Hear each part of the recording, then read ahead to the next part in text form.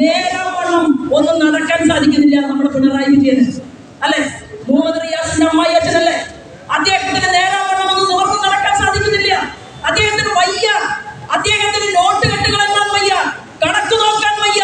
ഇതിനെല്ലാം നേതൃത്വം കൊടുക്കുന്നത് മുഖ്യമന്ത്രിയുടെ ഭാര്യയും മക്കളും കുടുംബക്കാരുമാണ് എന്ന് ആർക്കാണ് അറിയാത്തത്? മിസ്റ്റർ അൻവർ, നിങ്ങൾ 4000 കോടി രൂപ ഏത് രാഷ്ട്രീയക്കാരന്റെ കള്ളപ്പണമാണ് നിങ്ങൾ കൊണ്ടുപോയി അവിടെ നിക്ഷേപിച്ചിട്ടുള്ളത് എന്ന് കണ്ടുപിടിക്കണമെന്ന് ആവശ്യപ്പെട്ടുകൊണ്ടാണ് ദേശീയ ഏജൻസിയുടെ മുൻപാകെ വ്യക്തിപരമായി 3 ആഴ്ചക്കാലം മുമ്പ് ഒരു പരാതിയുമായി മുന്നോട്ട് പോയിട്ട് മാധ്യമ സുഹൃത്തുക്കളെ കാണാൻ എനിക്കൊരു അവസരം കിട്ടിയത്.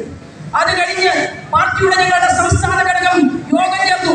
മാധ്യമ സുഹൃത്തുക്കൾ ചോദിച്ചു, ഭാരതീയ ജനതാ പാർട്ടിയുടെ നിലപാടെന്താണ്? ഞങ്ങളുടെ നിലപാടെന്താണ്?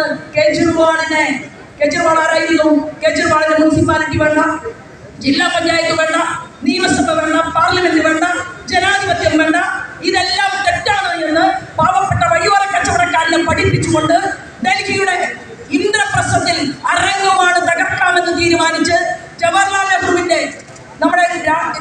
നെഹ്റുവിന്റെ കൊച്ചുമകനായിട്ടുള്ള രാഹുൽ ഗാന്ധിയുടെ ബന്ധുവായിട്ടുള്ള ജോർജ് സോറസ്, ആ ജോർജ് സോറസിനെ പോലെയുള്ള ആളുകളെ വരെ കൂട്ടുപിടിച്ചുകൊണ്ട് ഇവിടുത്തെ പ്രധാനമന്ത്രി പദവിയിലേക്ക് നരേന്ദ്രമോദി വരാതിരിക്കാൻ വേണ്ടി ഗൂഢാലോചന നടത്തിയതിന് നേതൃത്വം കൊടുത്ത അരവിന്ദ് കെജ്രിവാൾ.